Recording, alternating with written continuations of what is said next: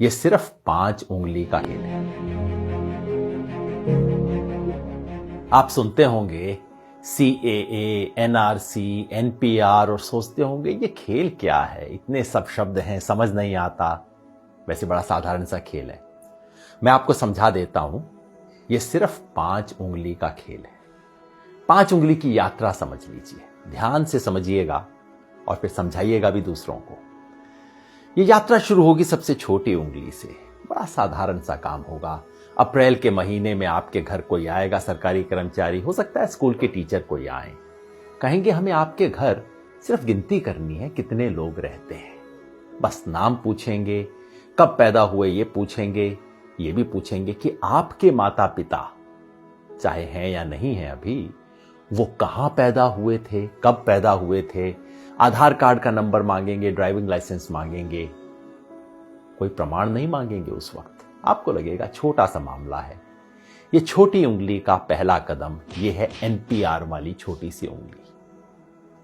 फिर दूसरी उंगली ये D वाली उंगली है। D क्यों?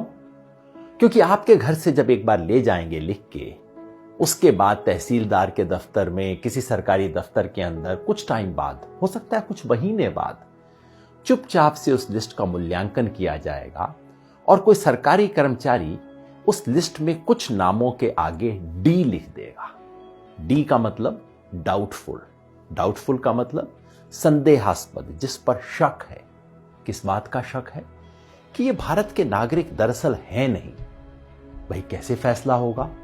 कानून में कहीं नहीं लिखा कैसे फैसला होगा। हो सकता है आप अपने माता पिता की आयु नहीं बता पाए हो, कहां पैदा हुए हैं नहीं बता पाए हो सकता है आधार कार्ड आपके नाम से इशू हो लेकिन आपके पास नंबर ना हो, कुछ भी हो सकता है। किसी भी आधार पे D लगा दिया जाएगा, आपको पता भी नहीं लगेगा, कोई आपसे पूछने भी नहीं आएगा और मामला तीसरी उंगली पर पहुंच जाएगा। ये तीसरी और बड़ी उंगली है, ये है NRC वाली उंगली। जिन लोगों के नाम के आगे D लगा होगा, समझ लीजिए आपके मोहल्ले में 500 लोग हैं, 1000 लोग हैं, उनमें से 50 के नाम के आगे D लग गया। उन 50 लोगों को चिट्ठी आएगी, पूरे परिवार में नहीं। हो सकता है परिवार में बहू को चिट्ठी आए, बेटे को ना आए, बाप के नाम चिट्ठी आए, पोते के नाम चिट्ठी ना आए।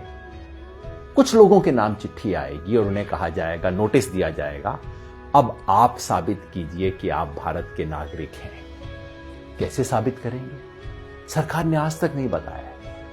हमारे पास सिर्फ एक असम का उदाहरण है जहां पहले हुआ है NRC, और वहां क्या हुआ था? ना आधार कार्ड माना गया, ना राशन कार्ड माना गया, ना वोटर लिस्ट में नाम माना गया। कहा नहीं, ये सब नहीं चलेगा, आप प्रमाण लेके आइए कि आप कहां पैदा हुए थे। आज से 30 साल पहले वोटर लिस्ट में आपका नाम था कि नहीं था, पुरखों का नाम था कि नहीं था, कोई संपत्ति का प्रमाण पत्र लेके आइए। साधारण लोग कहां से जुटाएंगे प्रमाण पत्र? इसके आधार पे उनमें से कुछ लोगों ने जो अपने प्रमाण पत्र नहीं दे पाएंगे, उनका मामला चौथी उंगली पे पहुंच जाएगा। ये चौथी उंगली है फॉरेनर्स ट्राइब्यूनल की। यानी कि कहा जाएगा उस 50 में से समझ लीजिए 10 लोग बच गए जो प्रमाण नहीं दे पाए, जिनके पास कागज नहीं है, 15 लोग बच गए। उनको कहा जाएगा अब आपको आखिरी मौका दिया जा रहा है। ये उंगली आखिरी मौके की उंगली है, आखिरी मौका दिया जा रहा है। फॉरेनर ट्राइब्यूनल है, विदेशियों की अदालत है। अब उसमें जाके आप साबित कीजिए कि आप विदेशी हैं कि नहीं। अगर मुसलमान हैं तब तो कोई चांस ही नहीं है, क्योंकि यहां अब CAA का खेल शुरू हो जाए। अगर मुसलमान हैं, आपको विदेशी माना गया है, तो अब आप तो विदेशी हैं ही हैं, चाहे आपके बाप दादा यहां पे 500 साल से 1000 साल से रहते आ रहे हैं। अगर मुसलमान नहीं भी हैं तो पता है क्या है, आपको ये साबित करना पड़ेगा कि आप बांग्लादेश, पाकिस्तान, अफगानिस्तान से आए। अब आप सोचिए, बिहार यूपी में रहने वाले लोग, नेपाल की तराई में रहने वाले लोग, श्रीलंका में रहने वाले लोग, श्रीलंका के पास तमिलनाडु में रहने वाले लोग कहां से साबित करेंगे भाई कि हम पाकिस्तान से आए, बांग्लादेश से आए, अफगानिस्तान से आए? फॉरेनर ट्राइब्यूनल में अगर साबित आप नहीं कर पाए, जो लोग भी साबित नहीं कर पाए, वो लोग विदेशी घोषित हो जाएंगे और मामला अब चौथी उंगली से अब अंगूठे पे पहुंच जाएगा, अंगूठे तले दबने वाला। ये है डिटेंशन सेंटर। डिटेंशन सेंटर का मतलब जेल, विदेशियों के लिए बनी हुई खास जेल। भारत सरकार इसके नियम बना चुकी है। डिटेंशन सेंटर आसाम में बन चुका है, कर्नाटका में काम करना शुरू कर चुका है, बाकी 10 राज्यों में बन रहे हैं डिटेंशन सेंटर। जिस व्यक्ति के पुरखे पता नहीं कब से यहां पे रहते आ रहे होंगे, उसे अपनी ही मिट्टी में विदेशी बना के डिटेंशन सेंटर में डाल दिया जाएगा। यह है खेल। शुरू होगा छोटी उंगली से, एनपीआर से, और खत्म होगा कुछ लोगों के लिए। हो सकता है 1000 में से 1 लोग, हो सकता है 1000 में से 2 लोग डिटेंशन सेंटर में बने। क्या ये चाहते हैं? अगर नहीं चाहते तो इसे रोकने का एक ही तरीका है। ये 5 उंगली का खेल कैसे रुकेगा? जैसे ही पहली उंगली मोड़ने की कोशिश हो, आप 5 उंगलियां कर लीजिए बंद, मुट्ठी लीजिए कस और उठा दीजिए अपना हाथ। विरोध करना होगा, यानी कि जब पहली उंगली उठे एनपीआर वाली, एनपीआर का बायकॉट करना होगा। पूरे देश में जो नागरिकता संशोधन के बारे में आंदोलन चल रहे हैं, उन सब ने मिलकर कॉल दिया है। हम भारत के लोग, we the people of India, जो देश के 120 से ज्यादा संगठनों ने इकट्ठा होकर बनाया है, सब ने कहा है कि एनपीआर का बायकॉट करें।